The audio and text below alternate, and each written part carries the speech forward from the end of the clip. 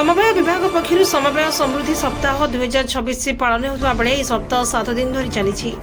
यह अवसर में समवाय विभाग पक्षर 7 दिन धरी बहु सामाजिक कार्य करा जायछि।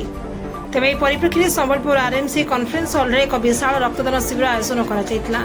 एही रक्तदान शिविर में संबलपुर विधायक जयनारायण मिश्र मुख्य अतिथि तथा सम्मानित अतिथि भाव में रेंगालीर पूर्वतन विधायक नाउरी नायक जोग देथिले। आयोजित रक्तदान शिविर में बहु संख्यार लोके स्वेच्छाकृत भाव में रक्तदान करथिले।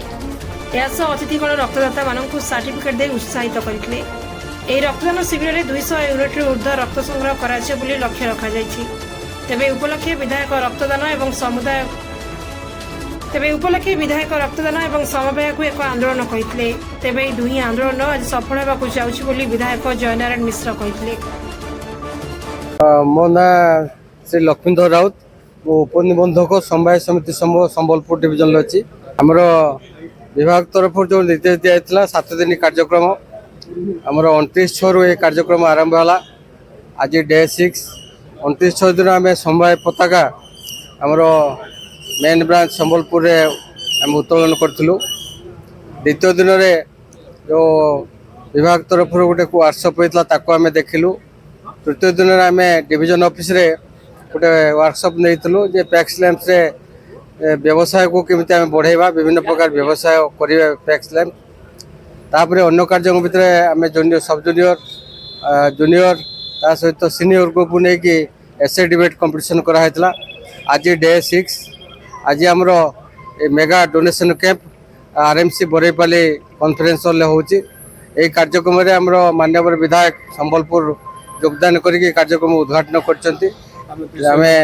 आमे वर्तमान सुधा आमर 100+ यूनिट रक्त संग्रह है।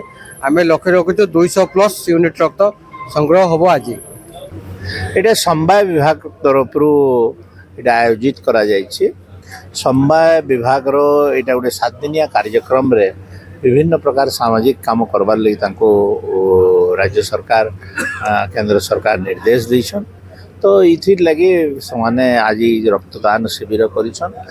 खुशीर कथा जे एमाने लक्ष्य रखिछन प्राय 200 रु अधिक रक्त यूनिट देबे।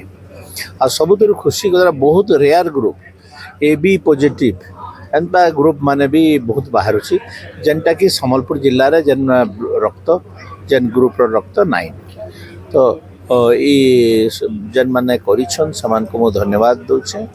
इटा रक्तदान गोटे आंदोलन आ समवाय गोटे आंदोलन दुईटा जाक गोटे आंदोलन आ दुही आंदोलन आज सफल हवा लगी जाउछि।